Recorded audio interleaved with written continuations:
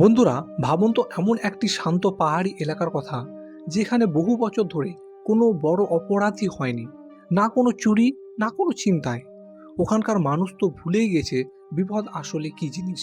কিন্তু ঠিক এই অন্ধবিশ্বাসী যখন কারো সবচেয়ে বড় হাতিয়ার হয়ে দাঁড়ায়, আর আইনের রক্ষকরাই যখন সেই শান্তির সুযোগ নিয়ে ব্যাকগ্রাউন্ডে একটি ভয়ঙ্কর অপরাধের নকশা বানায় বা তৈরি করে।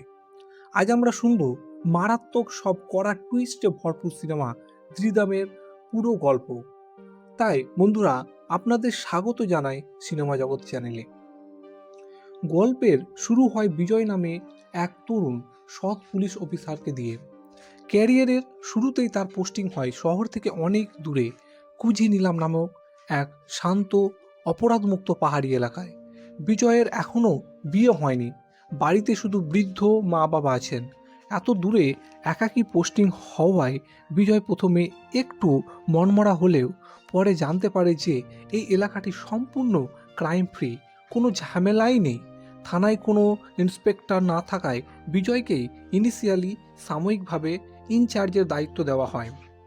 সেখানে গিয়ে বিজয়ের আলাপ হয় অভিজ্ঞ এএসআই কৃষ্ণান, হেড কনস্টেবল বালা, সত্য, বিভীষ, আনন্দ এবং দুই মহিলা পুলিশকর্মী বিদ্যা ও রিমার সাথে।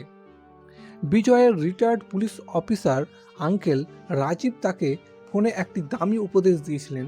বলেছিলেন, থানার সবার সাথে ভালো ব্যবহার করবি ঠিকই, কিন্তু নিজের একটা ব্যক্তিত্ব বজায় রাখবি। বিজয় ঠিক সেটাই করে। সবার সাথে মিশেও একটা হালকা দূরত্ব বজায় রাখে। এমনকি এলাকার বাড়ির মালিক যখন তাকে একটা মোটা অঙ্কের ঘুষ অফার করতে আসে, বিজয় তা সরাসরি রিজেক্ট করে দেয়। বিজয় ভেবেছিল, যাক, চাকরির জীবনের শুরুতে একটা ঝামেলাহীন চমৎকার জায়গা পাওয়া গেছে। কিন্তু সে জানতো না এই খামোশ শান্তির আড়ালে আসলে কতটা বড় শয়তানি লুকিয়ে আছে। সবকিছু ঠিকঠাকই চলছিল।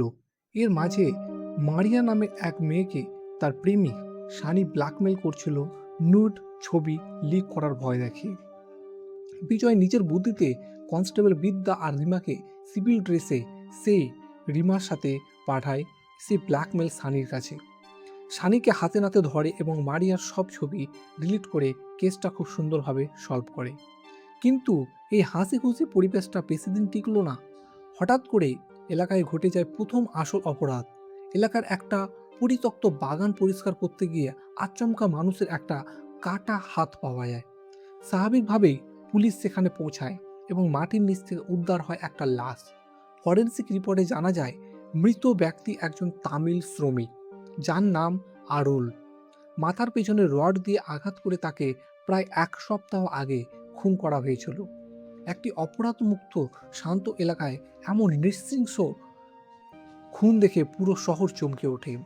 ডিএসপি অফিস থেকে বিজয়ের ওপর দ্রুত কেস সমাধানের চাপ আসতে থাকে। খুনের রহস্য যখন ধোঁয়াশায় ঘেরা, ঠিক তখনই এক রাতে ঘটে যায় আরও এক বড় কাণ্ড। এলাকার নামকরা আনামালা ফাইন্যান্স ব্যাংকে সিকিউরিটি গার্ডকে অজ্ঞান করে জানালার গ্রিল গ্যাস কাটার দিয়ে কেটে একদল ডাকাত একটি লকার লুট করে নিয়ে যায়, যাতে ছিল প্রায় ৮০ ভরি সোনা আর নগদ টাকা। ডাকাতরা এতটাই চতুর ছিল যে ঢোকার মুখেই সিসিটিভি ক্যামেরার কালার স্প্রে দিয়ে দিয়েছিল, যাতে কারো মুখ চেনা না যায়। পুলিশ যখন ক্লু খুঁজছে, ঠিক তখনই নদীর ধারে এবং জঙ্গল থেকে আরও ২টি লাশ উদ্ধার হয়, যেগুলো আরুলের বাকি বন্ধুদের ছিল। অর্থাৎ পরপর তিনটে খুন। এমনকি এক রাতে জঙ্গল থেকে লাশ উদ্ধারের সময় খোদ বিজয়ের ওপরও পেছন থেকে মারাত্মক হামলা হয় এবং সে অজ্ঞান হয়ে যায়। পুরো এলাকা যেন এক নিমেষে আতঙ্কের নগরী হয়ে ওঠে। পরপর এতগুলো অপরাধের কোনো ক্লু পাচ্ছিল না বিজয়। কিন্তু তখনই তদন্তে আসে এক অভাবনীয় মোড়। পাশের শহরে একটি সোনার দোকানে এক মেয়ে লুটের চেন বিক্রি করতে গিয়ে সন্দেহভাজন হিসাবে ধরা পড়ে এবং জানা যায় সে দোকান থেকে স্ট্রোকের ওষুধ কিনেছিল। বিজয় খোঁজ নিয়ে জানতে পারে তাদেরই থানার কনস্টেবল আনন্দের মা একজন স্ট্রোকের পেশেন্ট ছিল, আর ওই মেয়েটি আর কেউ নয়, কনস্টেবল আনন্দের স্ত্রী অঞ্জনা। তাই শুধু তাই নয়, ডাকাতির রাতে সিসিটিভির ফুটেজে যে গাড়ির হেডলাইট নষ্ট বা আবছা দেখা গিয়েছিল সেটি আসলে পুলিশেরই গাড়ি ছিল। বিজয় আর দেরি না করে থানায় আনন্দকে জেরা করা শুরু করে, আর তখনই পর্দা হয়ে ওঠে আসল সত্যের। একে একে সত্য, বিভিস, এএসআই কৃষ্ণার সামনে আসে। বিজয় জানতে পারে এই পুরো অপরাধের মূল মাস্টারমাইন্ড আর কেউ নয়, স্বয়ং এএসআই কৃষ্ণা। এবার আমরা কি করব? আসল সত্যের উন্মোচন। আসলেই কিছুদিন আগে থানায় জিজ্ঞাসাবাদের সময় কনস্টেবল সত্যের মারধরের চোটে লকআপেই মারা গিয়েছিল তামিল শ্রমিক আরুল। আইনি ঝামেলা থেকে বাঁচতে কৃষ্ণন তার দলবল আরুলের লাশ জঙ্গলে পুঁতে দেয়। এরপর সে খুনের দায় চাপাতে এবং নিজেদের লোভ মেটাতে কৃষ্ণন বাকি তামিল শ্রমিকদের লোভ দেখিয়ে এই ব্যাংকের ডাকাতি ছক কষে। কিন্তু ডাকাতির পর টাকার ভাগাভাগি নিয়ে ঝামেলা হয়। প্রমাণ লোপাট করতে কৃষ্ণান ও তার পুলিশ দল মিলে বাকি তামিল শ্রমিকদের এক এক করে খুন করে ফেলে। এবার আসবে ক্লাইম্যাক্স ও বিজয়ের বিধ্বংসী ফাইট। সব সত্য জেনে যাওয়ার পর বিজয় যখন নিজের অফিস রুমের দিকে ঢুকতে যাচ্ছিল, তখনই ঘটে প্রথম ভয়ঙ্কর অ্যাটাক। কুংফু ব্ল্যাক বেল্ট জানা বিদ্যা আচমকা বিজয়ের বুকে এক মারাত্মক লাথি মারে।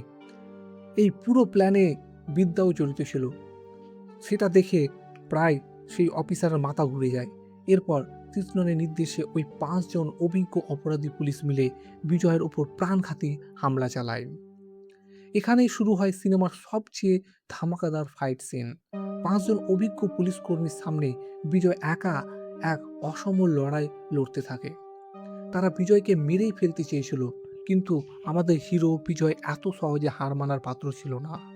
বিজয় নিজের সর্বশক্তি দিয়ে পাল্টা মার শুরু করে বা ফাইট শুরু করে। একের পর এক সবাইকে ধোলাই দিয়ে মারাত্মকভাবে আঘাত করে সে একাই ওই 5 জনকে কুপকাত করে দেয় এবং নিজের বিরুদ্ধে একাই লড়াইটা জিতে যায়।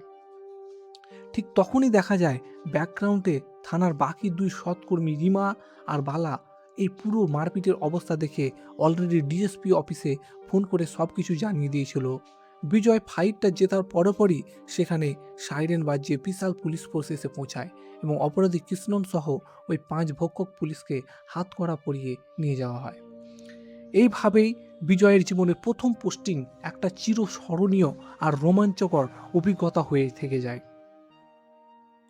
আইনের রক্ষকরাই যখন ভক্ষক হয়ে যায়, তখন সাধারণ মানুষের আর যাওয়ার জায়গা কোথায় থাকে?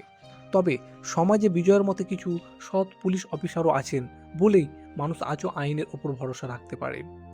কেমন লাগলো ত্রিধাম সিনেমার এই রোমহর্ষক গল্প? কমেন্ট করে আমাদের জানান। গল্পটি ভালো লাগলে অবশ্যই লাইক করুন, আর এমন আরও দুর্দান্ত সব সিনেমার এক্সপ্লেনেশনের জন্য আমাদের চ্যানেল সিনেমা জগৎকে সাবস্ক্রাইব করতে একদম ভুলবেন না। দেখা হচ্ছে পরের ভিডিওতে। ধন্যবাদ।